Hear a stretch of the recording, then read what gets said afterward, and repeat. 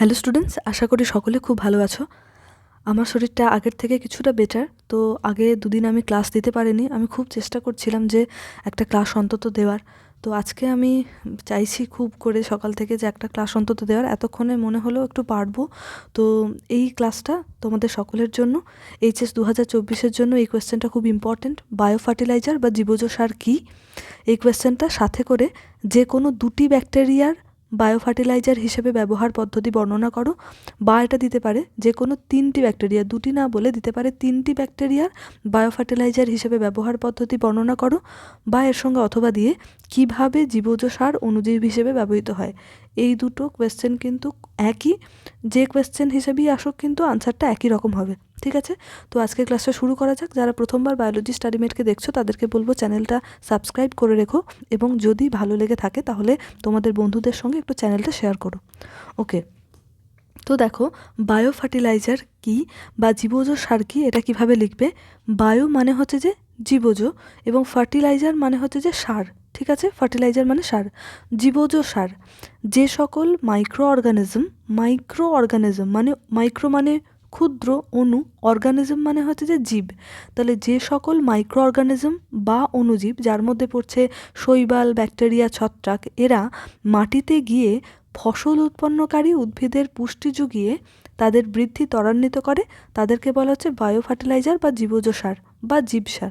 তাহলে কি বললাম, যে সকল মাইক্রো অর্গানিজম বা অণুজীব, যে সকল মাইক্রো অর্গানিজম বা অণুজীব এরা মাটিতে গিয়ে ফসল উৎপন্নকারী উদ্ভিদের পুষ্টি যোগায় এবং তাদের বৃদ্ধিকে ত্বরান্বিত করছে, এবং তাদের বৃদ্ধিটাকে ত্বরান্বিত করছে।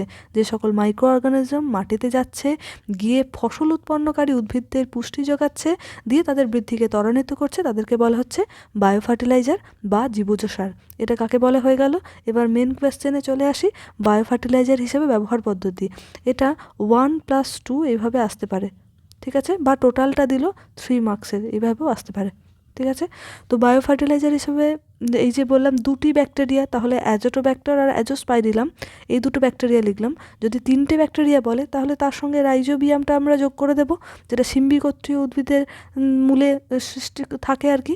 তাহলে প্রথমে হচ্ছে যে অ্যাজোটোব্যাক্টর, যেটা অ্যাজোটোব্যাক্টর নামক এক প্রকার মুক্তজীবী ব্যাকটেরিয়া মাটিতে বসবাস করে নাইট্রোজেনকে আবদ্ধ করে এবং মাটির উর্বরতা বৃদ্ধি করে।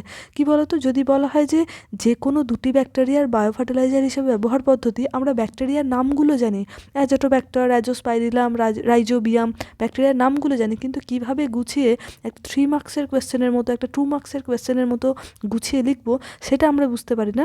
এখানে তোমাদেরকে সেটাই বলা হবে। ওকে, একটু ক্লাসগুলো ভালো করে দেখো, যদি ভালো লেগে থাকে বন্ধুদের সঙ্গে একটু চ্যানেলটা শেয়ার করো। ওকে, তো ফার্স্ট যেটা লিখবো আমরা এবং এইভাবে গুছিয়ে লিখবে।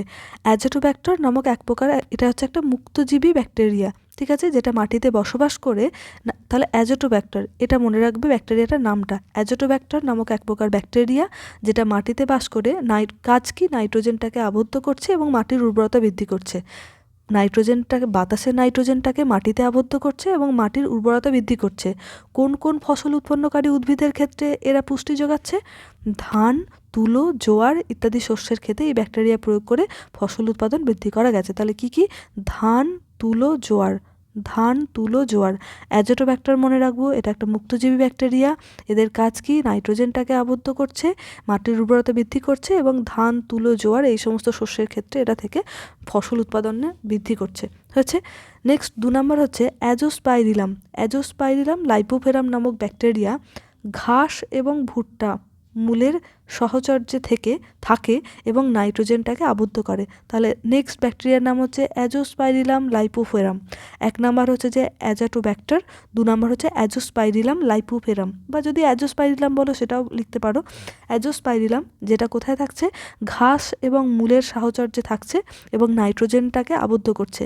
এই ব্যাকটেরিয়াগুলো কীভাবে কাজটা করছে এবার এটা এখানে লিখবো তারপরের প্যারাতে, যে এই ব্যাকটেরিয়াগুলো নাইট্রোজেন আবদ্ধ করে কিছুটা গাছকে দেয় এবং তার পরিবর্তে তারা গাছ থেকে উৎপাদিত কিছুটা শর্করা পদার্থ পেয়ে থাকে। তাহলে এরা গাছকে নাইট্রোজেন দিচ্ছে, নাইট্রোজেন দিচ্ছে গাছকে এবং গাছ থেকে শর্করা পদার্থ এরা পেয়ে যাচ্ছে। ফলে ব্যাকটেরিয়া আর গাছের মূলের মধ্যে একটা সাহচর্যের ফলে মাটির উর্বরতা বৃদ্ধি পাচ্ছে। তাহলে অ্যাজোস্পাইরিলাম থাকছে ঘাস এবং ভুট্টা মূলের সাহচর্যে। কাজ কি? নাইট্রোজেনটাকে আবদ্ধ করা। তাহলে এরা নাইট্রোজেনটাকে আবদ্ধ করে এই ঘাস এবং ভুট্টা এই উদ্ভিদগুলোকে দিচ্ছে এবং এখান থেকে উৎপন্ন শর্করা এই ব্যাকটেরিয়াটা গ্রহণ করছে, সেটা খাদ্য হিসেবে গ্রহণ করছে।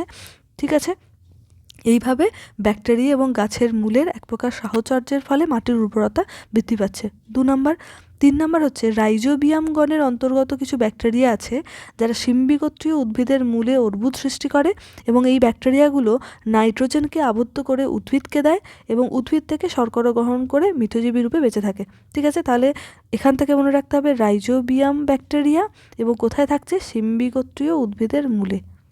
এই দুটো জিনিস এখান থেকে মনে রাখতে হবে।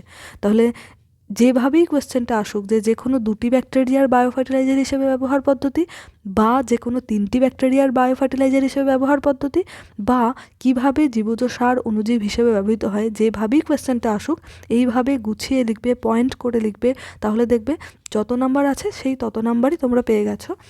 মানে 3 মার্কস থাকলে 3 মার্কস, 2 মার্কস থাকলে 2 মার্কস, এরকম। ঠিক আছে, তাহলে যদি এখান থেকে মনে হয় কিছু বুঝতে অসুবিধা আছে অবশ্যই জানিও। সকলে খুব ভালো থেকো, এই সময়টা সাবধানে থেকো। দেখা হবে পরের ক্লাসে।